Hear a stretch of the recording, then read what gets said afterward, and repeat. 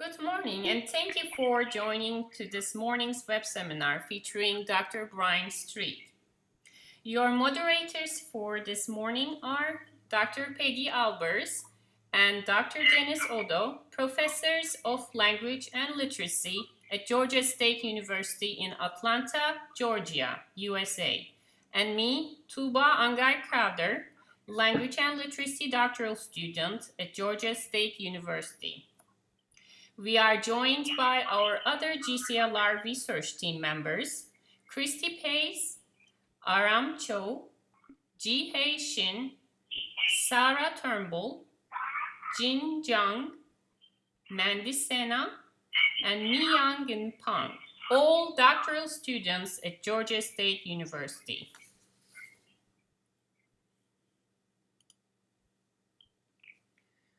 Global Conversations in Literacy Research consist of online interactive web seminars with the intent to circulate cutting-edge research in the fields of literacy and language arts.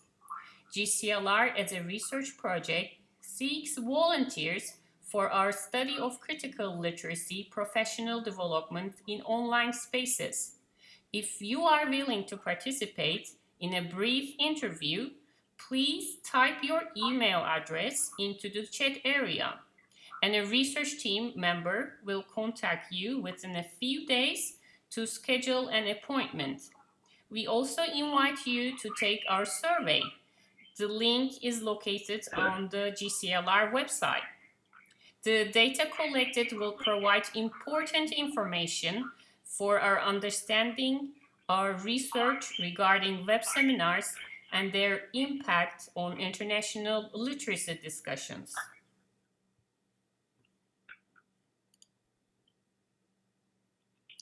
During this morning's web seminar, if you have any comments or questions, please type them into the chat box. Dr. Odo will monitor that area, and Dr. Street will address these questions at the end of his presentation. Please help us honor our scholars' work by not replicating any of the slides. We would love to know from where you are participating in this morning's web seminar. So please use the star tool located to the immediate left of the slide and click your location on the map. If you're having trouble locating the star tool, a picture of it is located at the bottom of this slide.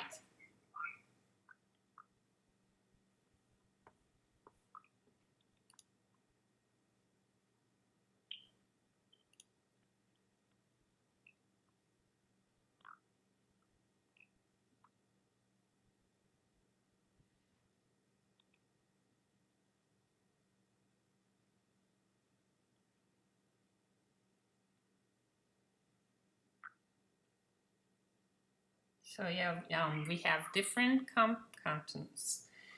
And yeah, welcome. It's exciting to see everybody from different places.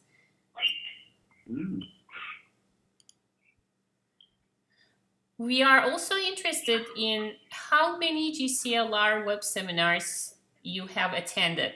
Please use the poll button as demonstrated in the screenshot on this slide to indicate your participation.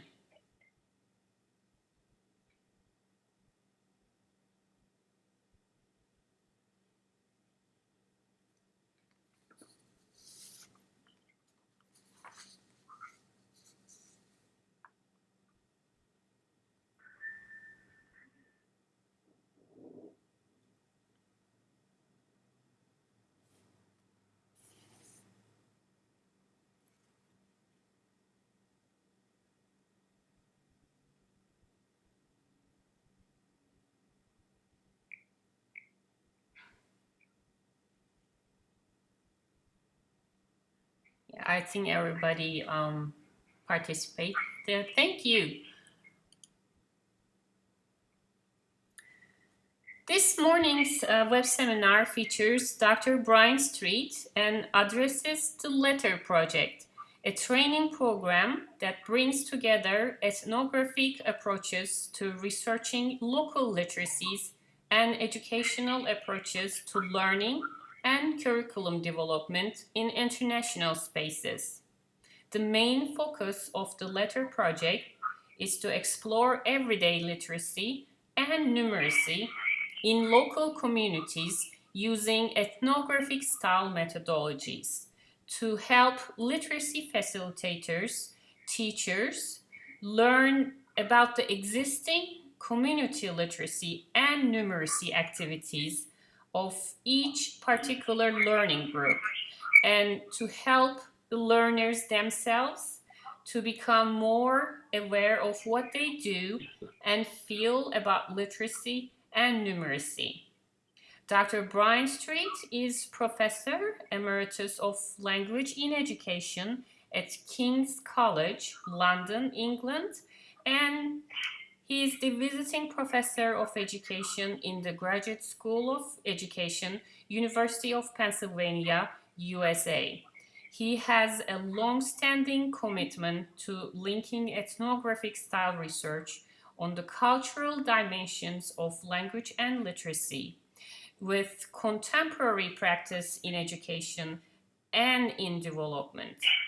In 2008, he received the Distinguished Scholar Lifetime Achievement Award from the National Reading Conference, USA. Dr. Street's publications include more than 20 books, many written collaboratively, and over 100 articles. His featured publication for today is Everyday Literacies in Africa, Ethnographic Studies of Literacy and Numeracy Practices in Ethiopia.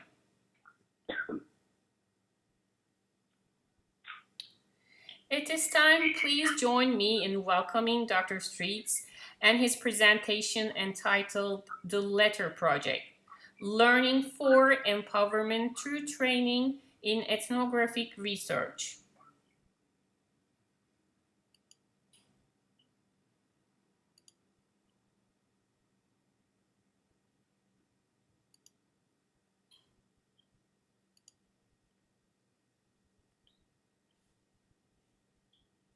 Sorry, there we go.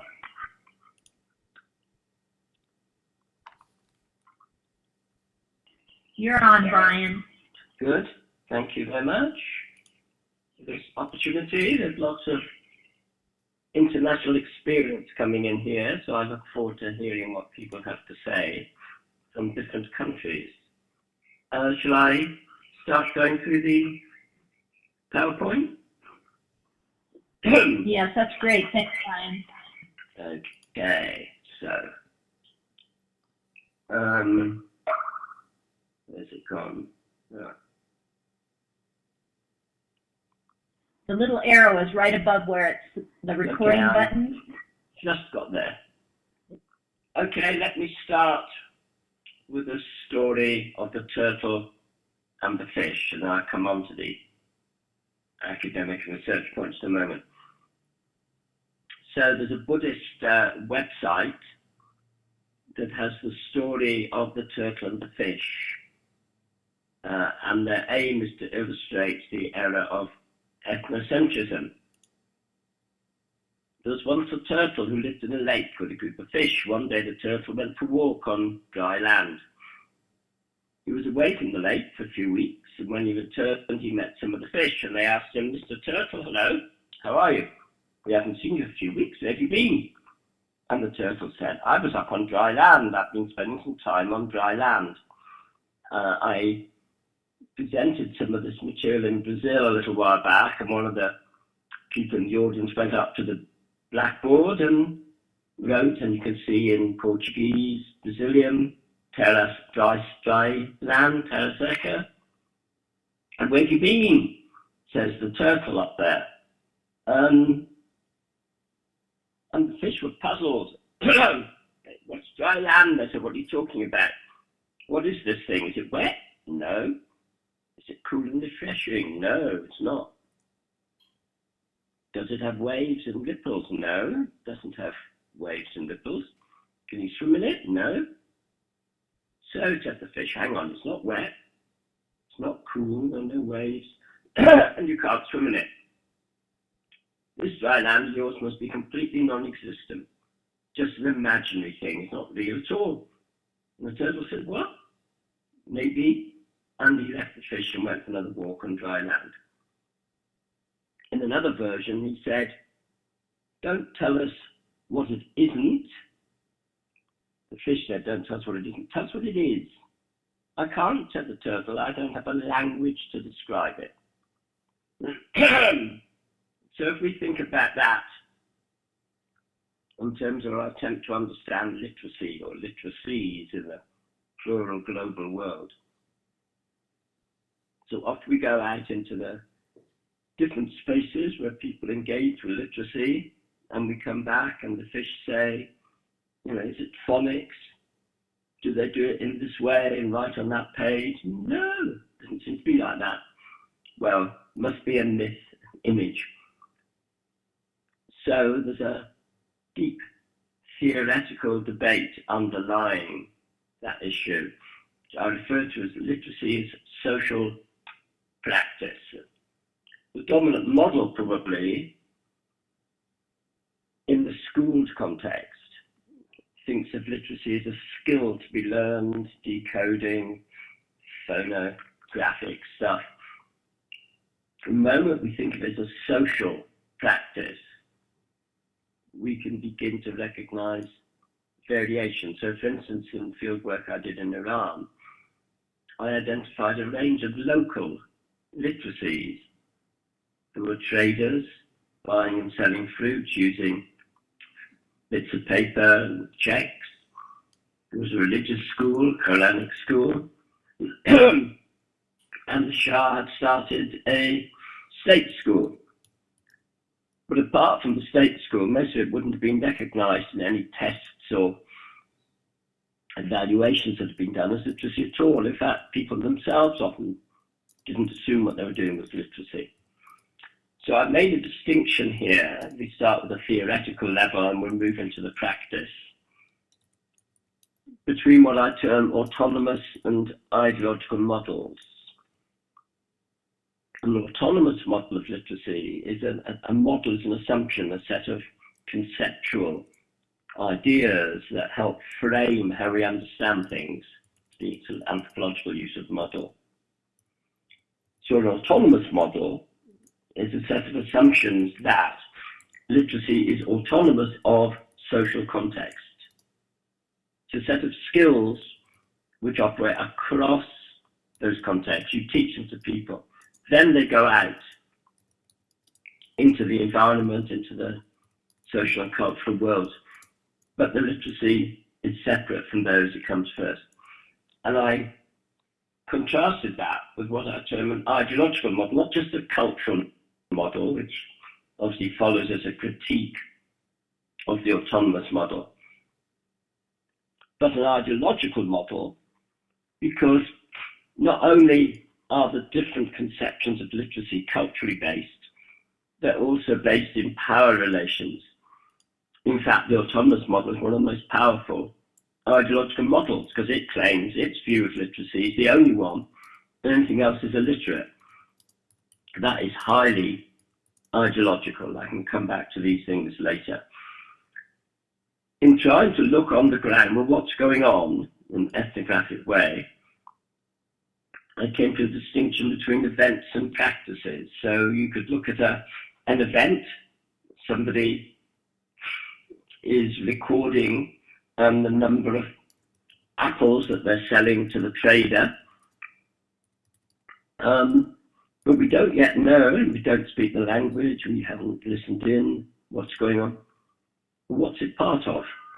So the concept of practices brings to the event a wider conceptual frame that says the meanings of the event are located in ideas, concepts, culturally constructed institutional ways of being and acting, which are practices. And I'll use that distinction a few times as we go along. One of the things that's happened in recent years has been a whole lot of studies about other communicative practices. In fact, I have a couple of books on my desk here, one called Communicative Practices at Work, Multimodality and Learning in a High-Tech Firm, that recognize that a lot of meaning takes place across modes, where mode might be not just written, but spoken, visual, kinesthetic, movement, gesture, all those kinds of things. So one of the key issues for learning and teaching is to see how far the participants are getting meaning regarding the literacy events they're involved in from a range of modes associated with the event. In the academic world, the obvious one is, like you can see on the PowerPoint, we use bold print, we have dots, we have layouts, headings. There's a whole way of presenting the writing, which is more than just the decoding of the letters. And finally, again, I'll refer in the data to this issue. What emerged, we talked about it in the course I used to do at the University of Pennsylvania, hidden and invisible literacies, and what students often find, and this was postgraduate students, but right through schooling and university, is that their teachers take for granted what the literacies they have to deal with, and the criteria they use for assessing them are often hidden, invisible. So right the way through the system, even at postgraduate level, you write an essay and the tutor says, well, this won't do. And you think, well, come on, I've got a degree, I've done a master's, I'm writing here. What's the problem? And the hidden literacies are very often features that have become so taken for granted, in this case in the educational institution, that they haven't been made explicit and visible. The genres, the styles, the disciplinary assumptions about how you present knowledge are so often taken for granted that students struggle to find the ways of writing being required in that context. And that's one of the key issues when we look at the application of some of these theoretical research ideas to practice. And I can come back to each of these later if you like. So what I have been doing is bringing to this research an ethnographic perspective. And again, there are lots of assumptions and hidden assumptions about what's involved. For a lot of people, ethnography means a method, a technique. But I want to signal that it also means an underlying set of principles, an epistemological issue. And if you think of the story of the turtle and the fish, that's a key starting point for adopting ethnographic perspective. Well, we didn't know, we couldn't see, we weren't sure what this thing called dry land was. We could take our view of the sea with us, or we could suspend our view of waves and water and say, what are they doing up there? What does it mean to them? One of the principles here is referred to sometimes as emic, which means the participant's own view. And how does that relate to the view you brought in as the outsider, the etic? So the emic-etic is a constant dialogue.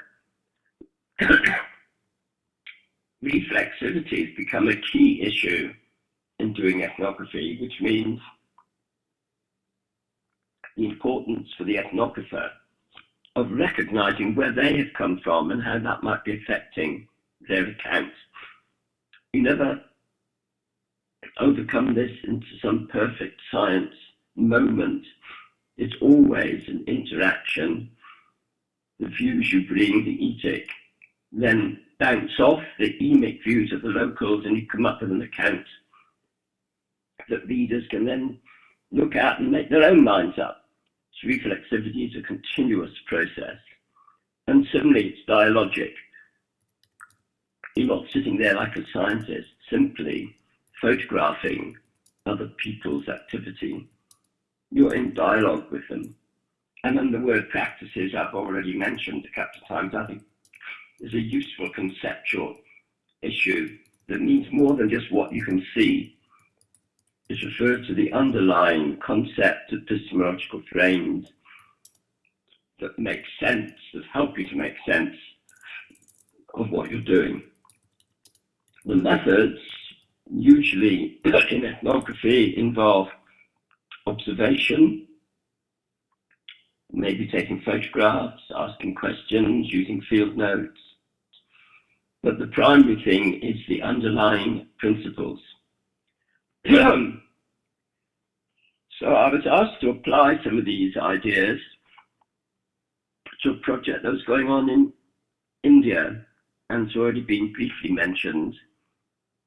There's a NGO, a non-government organization called Nirantar, based in Delhi but working in the countryside,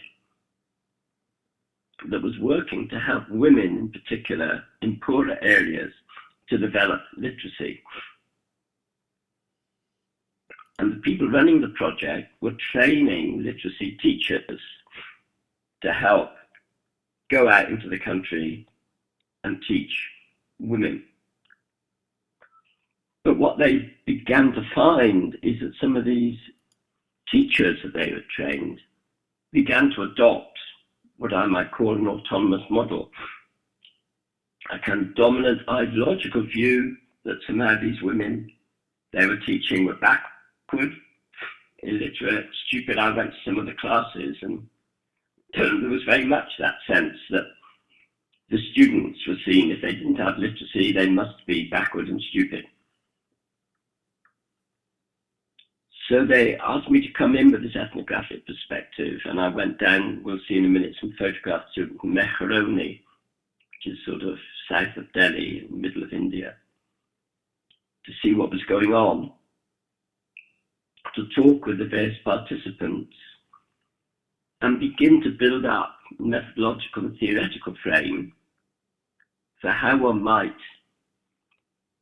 help to train trainers, that's one way we put it. So we train the people who then train the teachers who then teach the students. And we use ethnographic perspectives with the understanding of literacies and of numeracies I'm giving. And so all the way through this involves some combination of theory and of practice, and we'll see in a moment.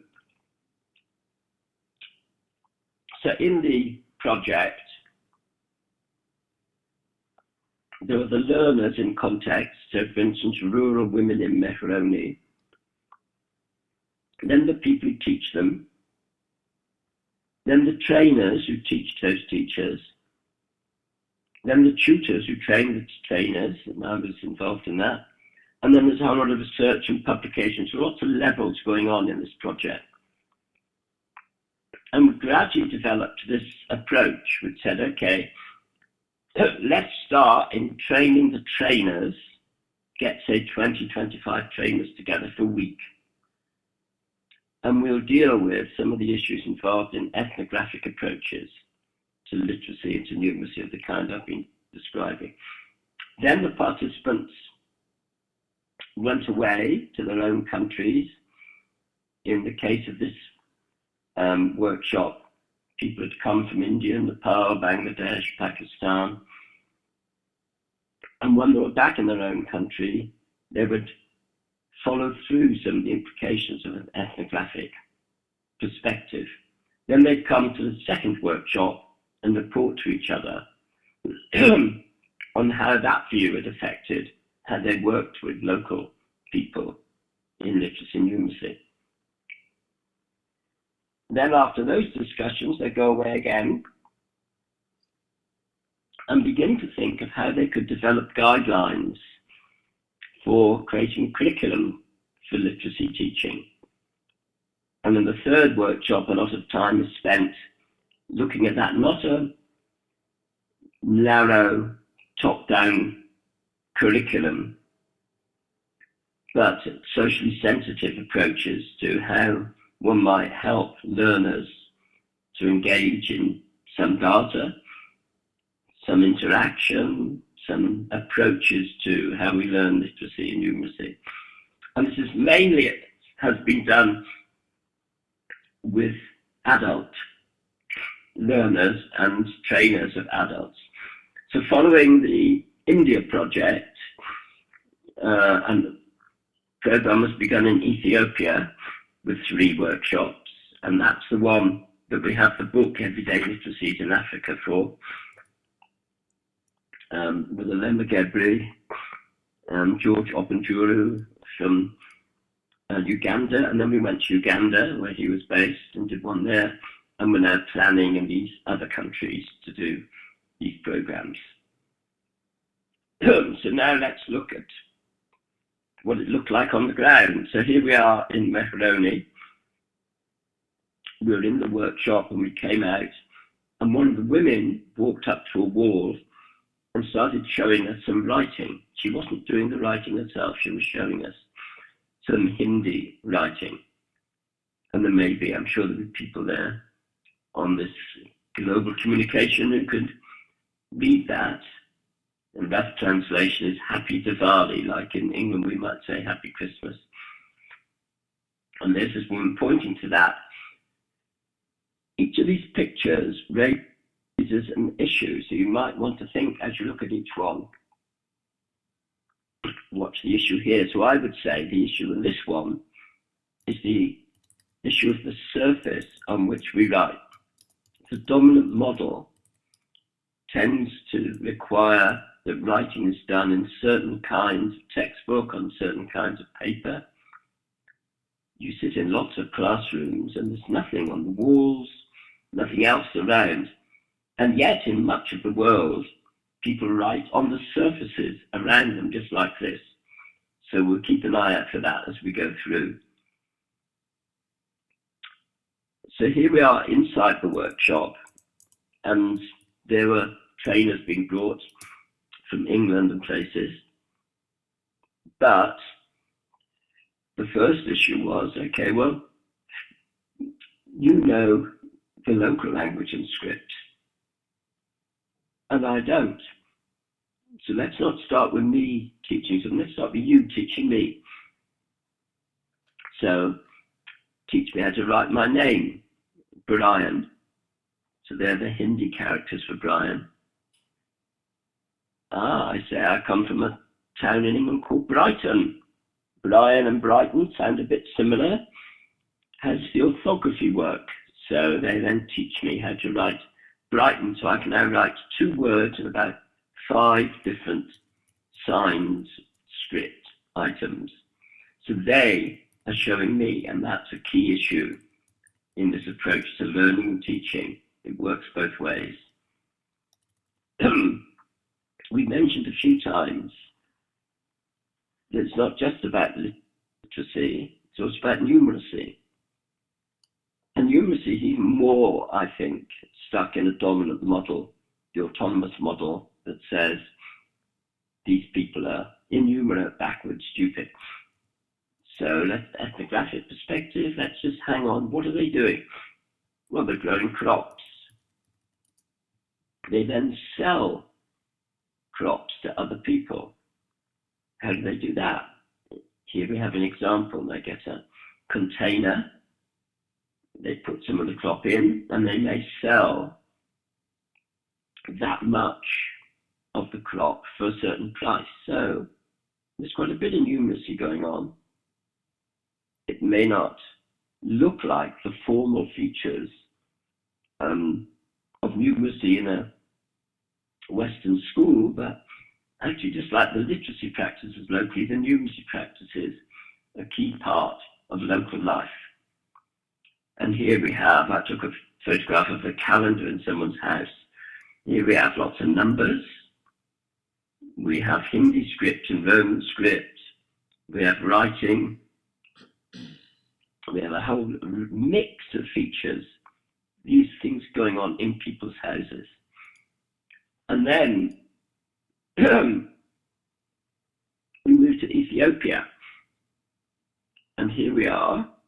We walked around the town with people after the ethnography workshop and said, okay, let's just observe what's going on. The dominant assumption is they're all illiterate and we're here to give them literacy. But wait a minute. What's this sign? What are the scripts? And those of you who know this part of the world, Amharic is one of the world's oldest scripts. Then there's some writing in Arabic, and there's also writing in Roman, Salam. So we have 3 scripts, and immediately the question will start arising. What do we use different scripts for? Well, here's some Amharic, and the local person writing on the wall of their house. I became lonely in order to make my life easier, because today's friend is tomorrow's enemy. So there we have a genre, shall we call it, which is writing words of wisdom on the wall of a house. In this case, also using Amharic script. I went with a group of people who visited a mosque, and there on the left there's writing in Arabic, but there on the wall was a notice handwritten in Amharic: turn off mobile phones before entering. So here's another principle.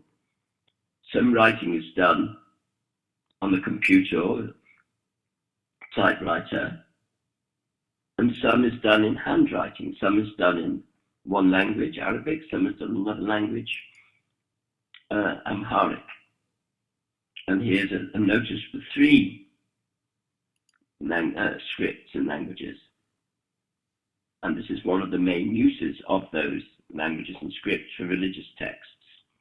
Now quickly in Uganda, again, let's look around with the group. Let's photograph notice boards. These are notice boards telling you the names of places. Here's another name, it's called E-Club. So just around the corner is a little workshop where you can take your computer or go and do electronic internet connections. And here's a house with no signs. Oh, wait a minute though. Up there on the top left is a notice.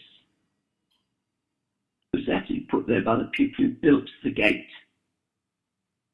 And it advertises their product.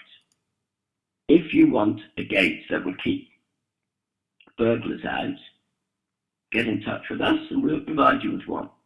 So actually there are notices and signs around, and people are reading them. Here there aren't any. And now we get to Brighton, where I live, and here we are on the beach. A boat sank. It was carrying logs.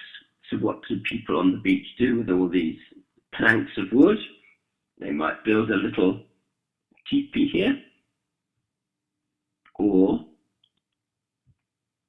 they might start writing. Happy birthday, it says, using the planks on the beach. But the council got worried in Brighton and said, oh dear, people are going to be picking up these planks. They'll get little splinters of wood in their finger, they'll sue us. We'd better clear the beach. So up come the bulldozers and clear the beach. So one other principle again, as we look at each of these pictures, literacy is often treated as though it's a fixed, permanent resource, whereas speaking is ephemeral. But actually, in a case like this, literacy can also be ephemeral. And in lots of cases, notices on walls and things, the writing can be cleared away very quickly. And meanwhile, of course, as we know, spoken language can be recorded. So that distinction between spoken and written doesn't work so well anymore. And here, once we've seen it around the world, are examples of organisations writing on beaches. This isn't going to be permanent either, but it does its job. And here, just outside Brighton, on the Downs, someone apparently organised the sheep to make a word, spring. So what are the principles that come out of this kind of approach? Well, the first is, and people found this when they came back from the workshops back into the class, we could no longer say, how do we take literacy to the illiterate? Instead, we have to ask a much more sophisticated question. Which languages are people using, and which scripts are they doing those languages in, for which purposes? Which is a much more complex question and much closer to local practices. Then I've already signaled we could look at what are the surfaces on which people write. Again, the dominant model of literacy tends to have a rather narrow view, exercise books and school textbooks. But actually out there in the world there are surfaces, as we've seen, beaches and walls, lots of different materials, lots of resources, and colours and fonts are used as part of that meaning. They can be ephemeral or permanent, and very often they're not allowed in classrooms. You can't go and write on the wall in lots of places, but sometimes they're transgressed as well. Part of the dominant model is attention to orthography. How do the signs represent sounds? There's punctuation, spelling, all kinds of scripts.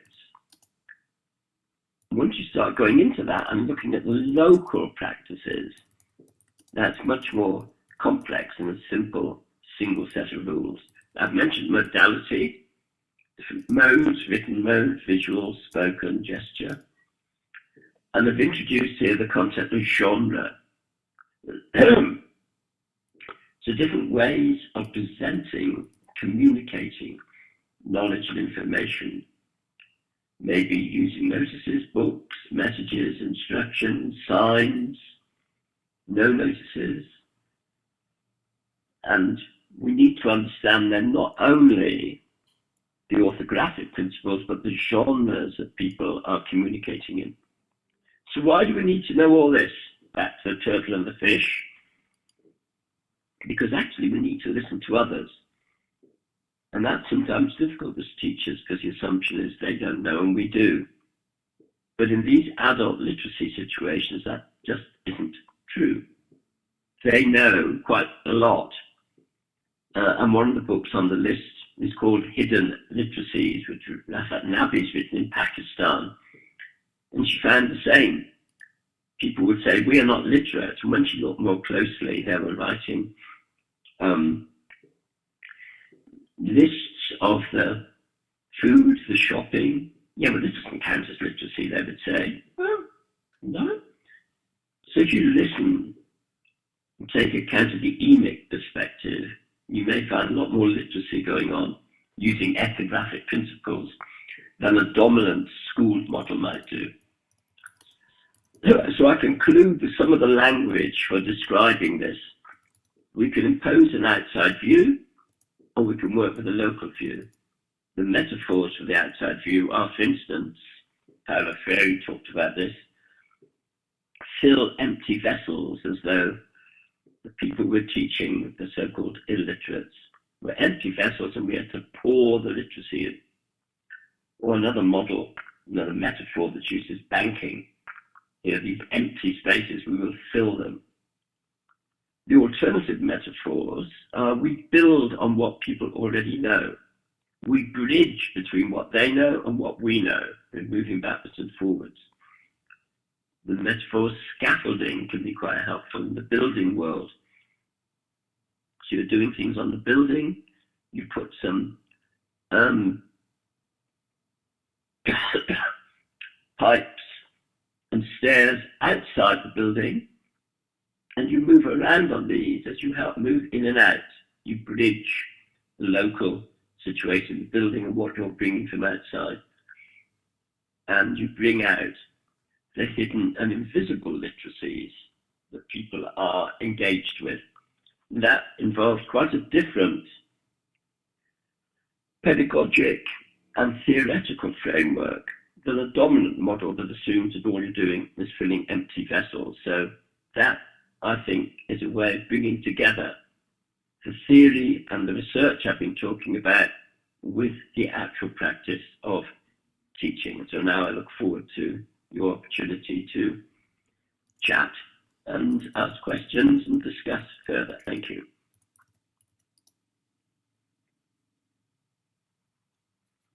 And there's some of the references.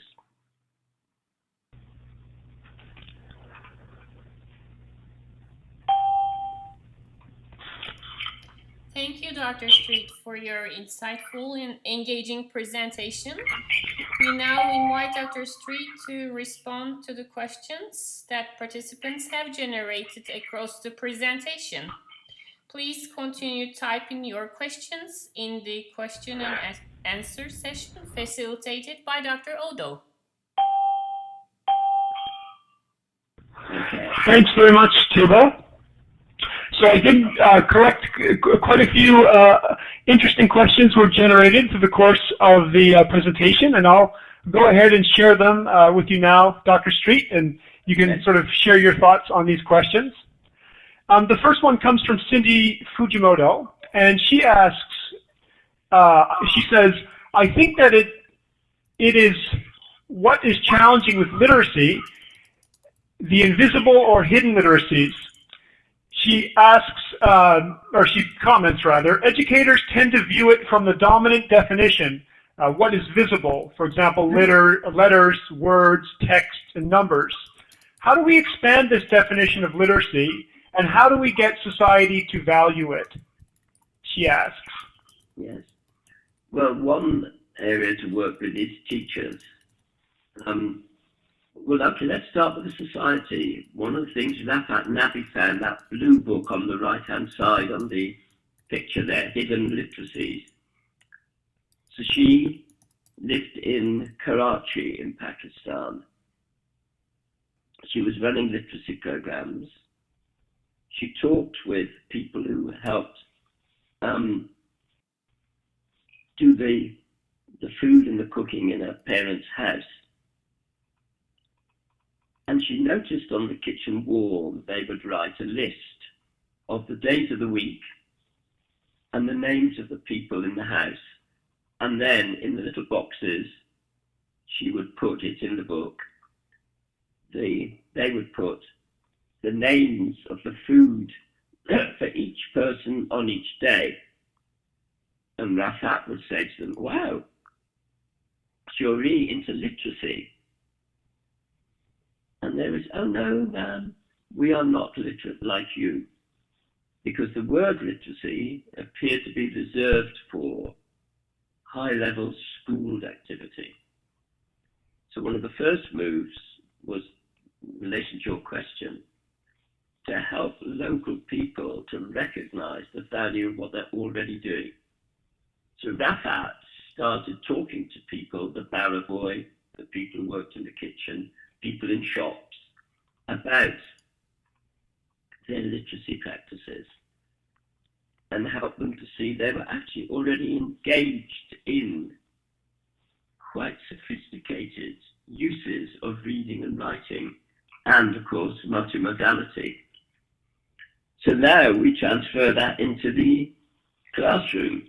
So people arrive and they say, well, we've come here to learn literacy, and we are ignorant illiterate. We say, okay, let's start by finding out what you already know. We don't know any. Well, oh, you do this writing. Oh, you write checks. Oh, you keep records. Oh. So let's share this information. And on the basis of that, you can build quite a lot of meta knowledge about literacy. And that's one of the things teaching does. It doesn't just teach, this is how you do it. It teaches an extra layer of knowledge. Well, what is it that you're doing? And certainly one of the key issues here would be the recognition that writing is always embedded in other modes.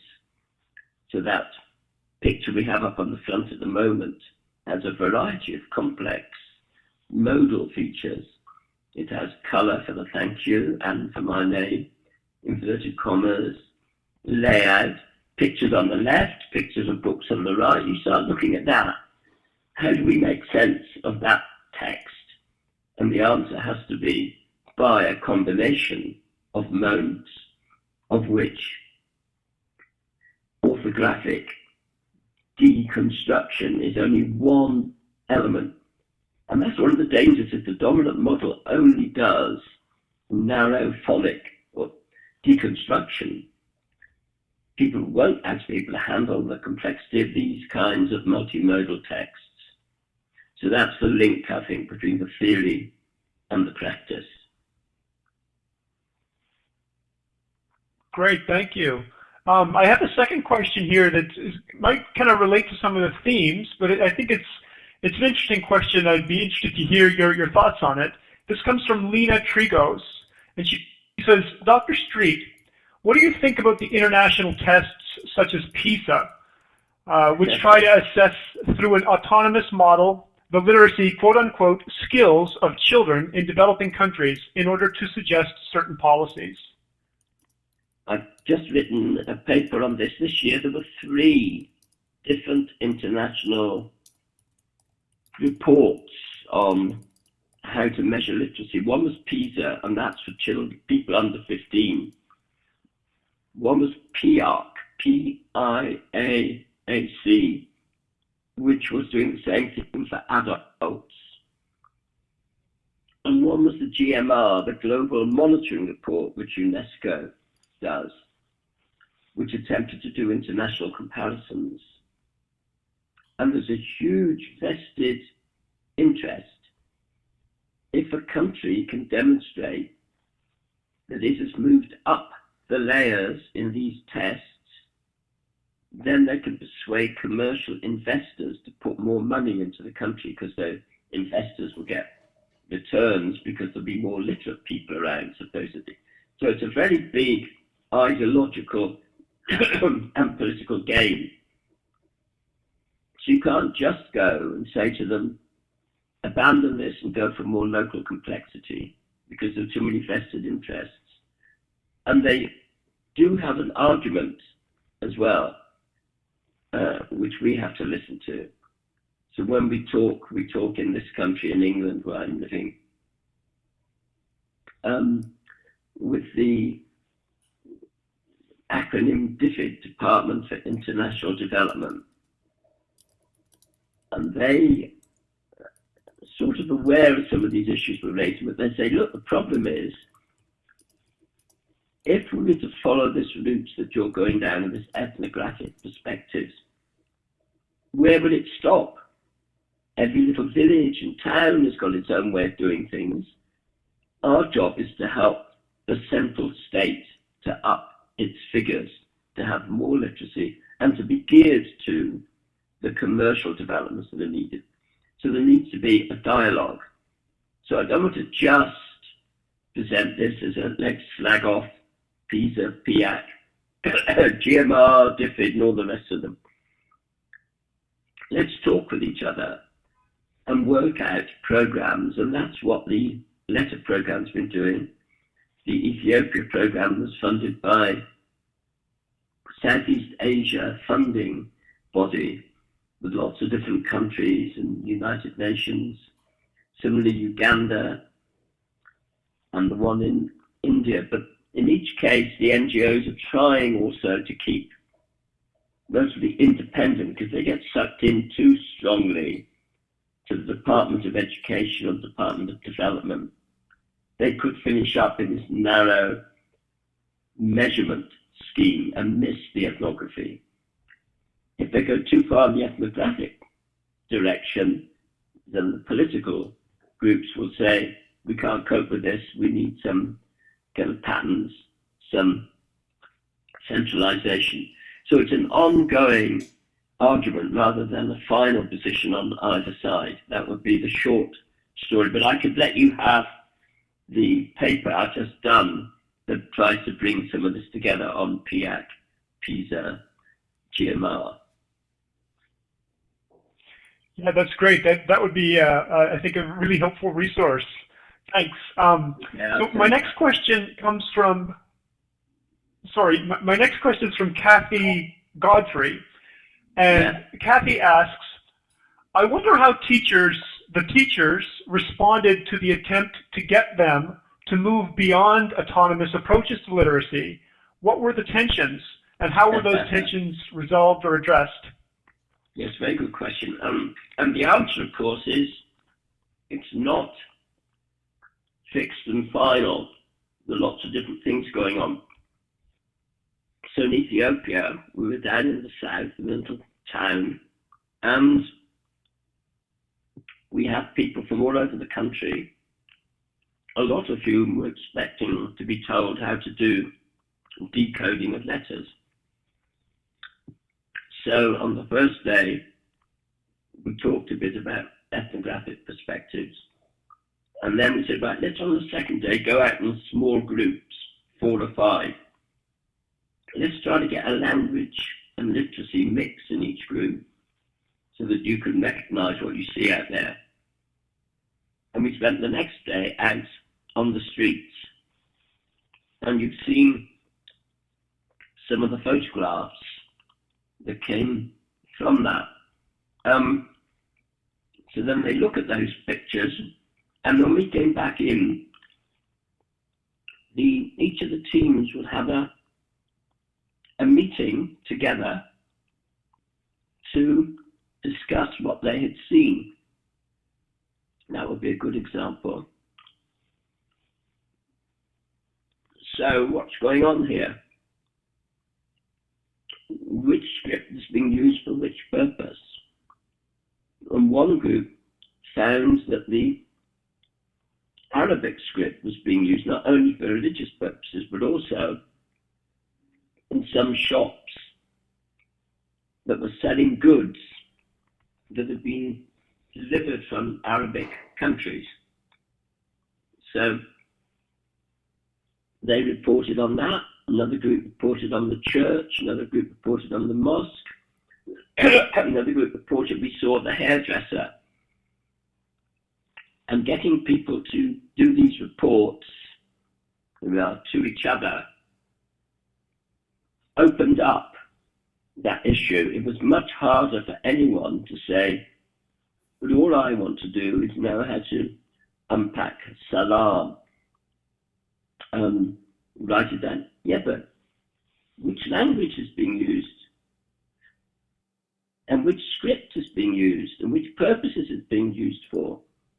And how does that fit with the social pattern in the area? So the questions that emerged were so much more complex that most of the people in the audience, in the class, not necessarily all, but most, by the end, were beginning to ask these questions and then say, right, we want to go off now in the gap between the workshops for a few months. Let's go out to our own neighborhood. So in the India project, some people went to Nepal and started working with agricultural laborers who had got advertisements and labels on packets of seeds for sowing food they could grow.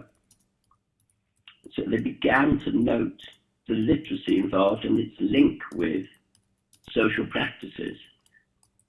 So it wasn't much of us sitting there lecturing and saying, right, now you will come round to our view and abandon the other view. But look, here's a perspective, now go out and try it out yourself. And people went off all around the country and around the world, trying it out for themselves and then reporting back to each other. One of the big themes here is collaborative interaction, people talking to each other, not just the teachers lecturing from above, but the participants saying, well, when I was in this village, this is what I saw and happened. How does that link with what you saw? And then what for the implications of that for how we teach literacy to the people who come forward for literacy classes. So that's the approach.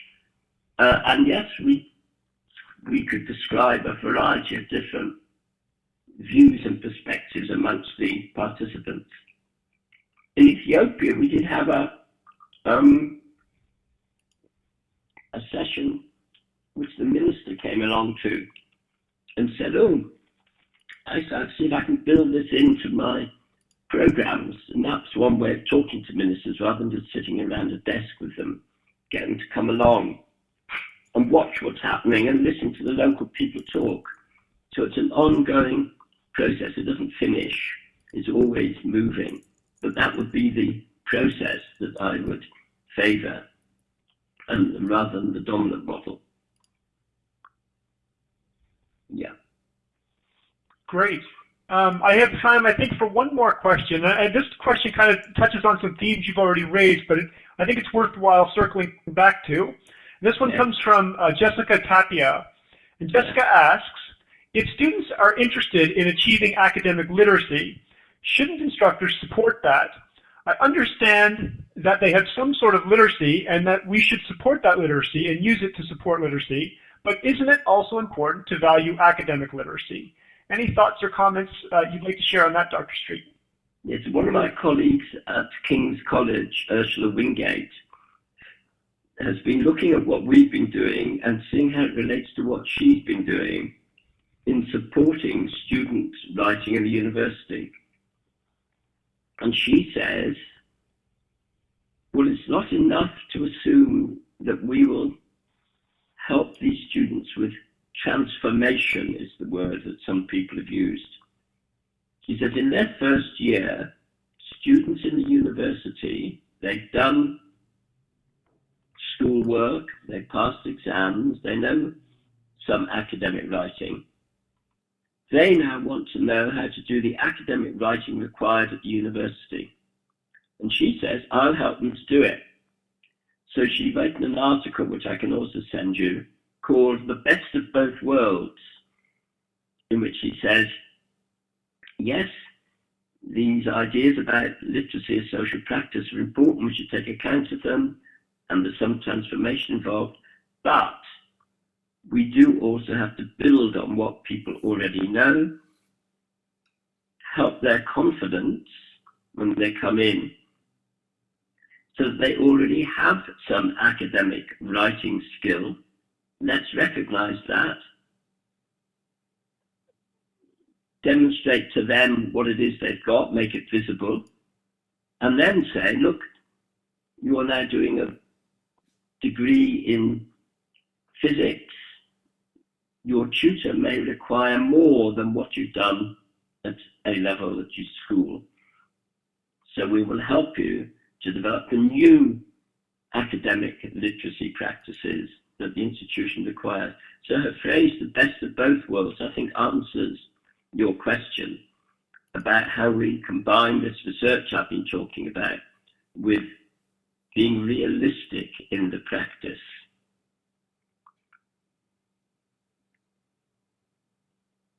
Do you want to come back on that? Or? Dennis may have a little bit of trouble with his internet. He's been having a little bit of intermittent disruption. So I'm just going to step in. This is Peggy. And that is going to conclude our questions because we're nearly at the end of our hour. So Tuba, will you go ahead and finish up with the presentation?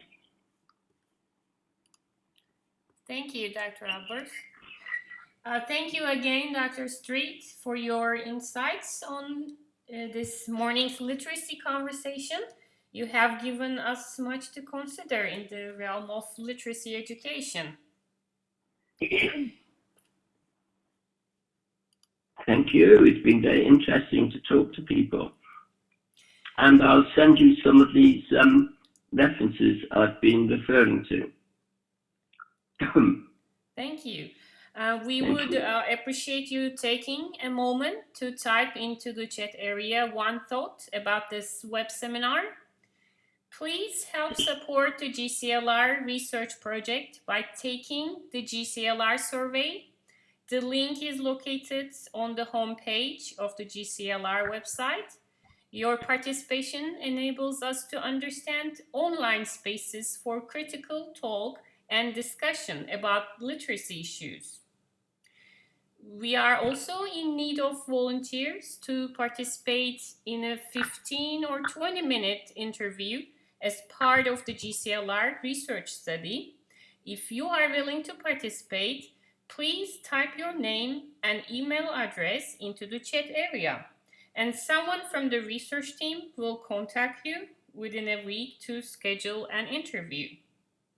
Okay. Right, I'll do that. I'll write something into the chat and I'll use my email address, my Gmail. I'll give it to you in just a moment.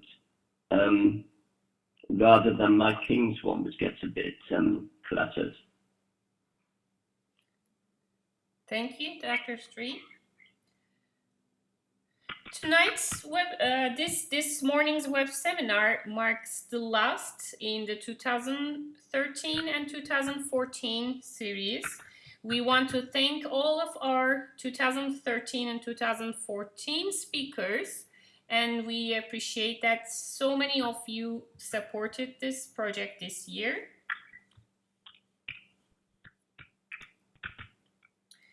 We are now planning for our 2014 and 2015 series.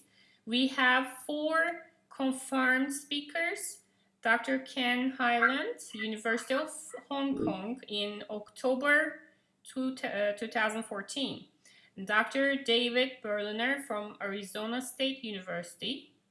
He's presenting on November 9, 2014. And Dr. Barbara Comber in January 2015.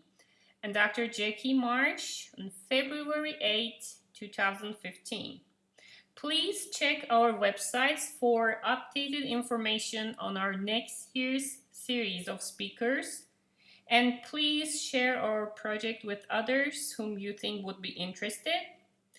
Access to our archives of past GCLR web seminars is available at our YouTube channel, or you can have an access to our archives on the website, on our website. It's http://globalconversationsinliteracy.wordpress.com.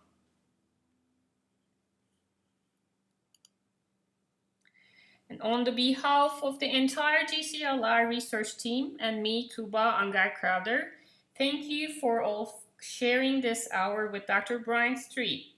GCLR truly appreciates your attendance, participation, and most importantly, your interest in these most important discussions about literacy. For those of you wishing to continue the conversation generated by Dr. Street's talk, please join the Twitter room, #GCLR_GSU, following this presentation. Thank you and enjoy the rest of your day.